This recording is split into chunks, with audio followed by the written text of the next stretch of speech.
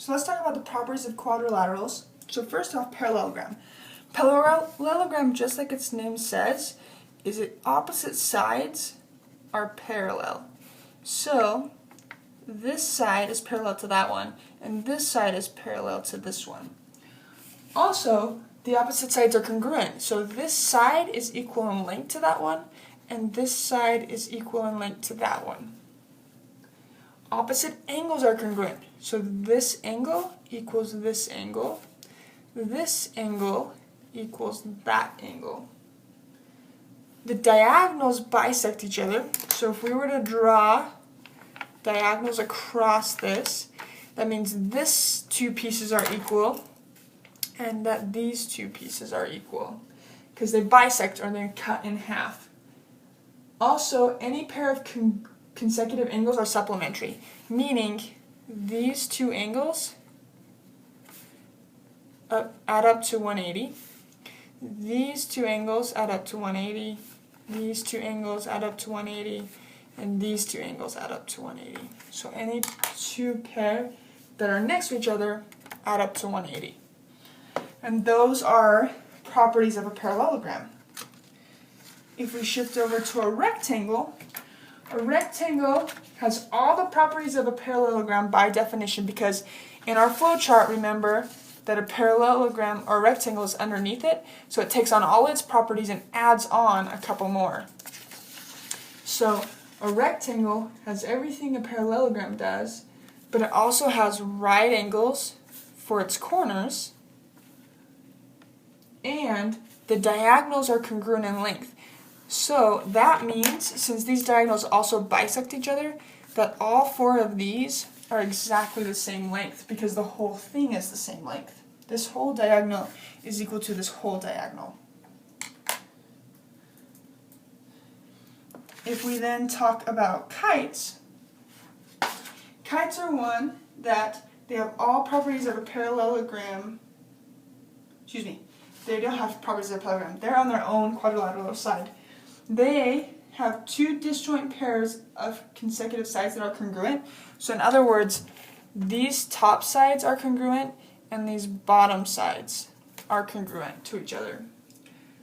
The diagonals are perpendicular. So if I were to draw a diagonal across this and across this, they form a 90-degree angle right there. They also are perpendicular bisectors, meaning these two sides are now equal and for this side, but these two sides aren't necessarily. One pair of diagonals bisect a pair of opposite angles. So this angle is bisected and this angle is bisected. So when we bisect something, we cut it in half. So both these angles are equal to each other and both these angles are equal to each other. And one pair of opposite angles are congruent. So that's where it says that these two are congruent, just like we just said. So that's the features of a kite. Now if you remember from our quadrilaterals classifying chart, we're going to talk about rhombus next. Rhombus falls under kite and parallelogram, so it automatically picks up both of their features and it picks up a couple more. And so a rhombus is a parallelogram by definition. Its two consecutive sides are congruent, meaning so all four sides in a rhombus are equal. They're kind of like a square but shifted, so they don't necessarily have those 90-degree angles. The diagonals bisect the angles. So if I were to draw diagonals in here, these two angles are congruent, these two, these two, these two. So they're congruent to each other. The diagonals are perpendicular bisectors of each other, so they form a 90-degree angle in here, and that means they bisect, so they're equal in length.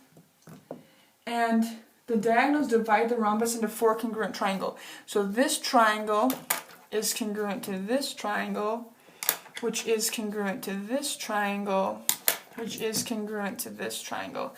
So we have four congruent triangles inside the rhombus once we draw our diagonals.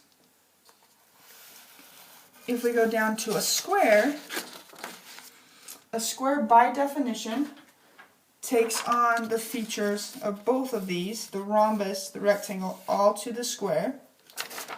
So it has all those properties of rectangles, all those properties of a rhombus, but the diagonals form 4 isosceles triangles. So that's the thing it adds on.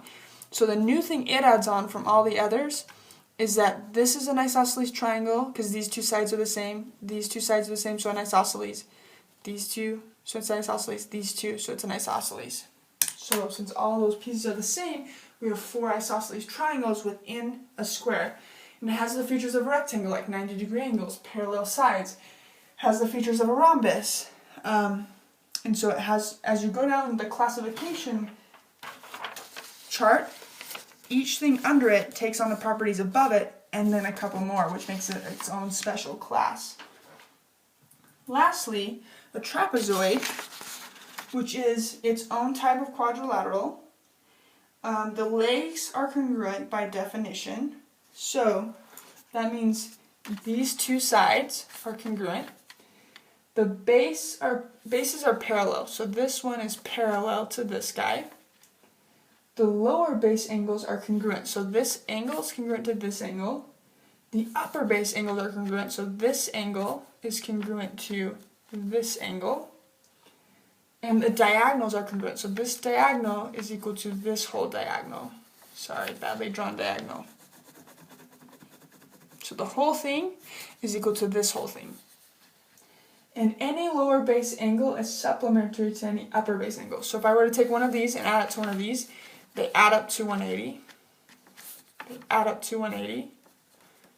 So do the opposite pairs. So these two pairs add up to 180. And these two pairs add up to 180. So any lower to upper, lower to upper, lower to upper, lower to upper, add up to 180 if you pair them together.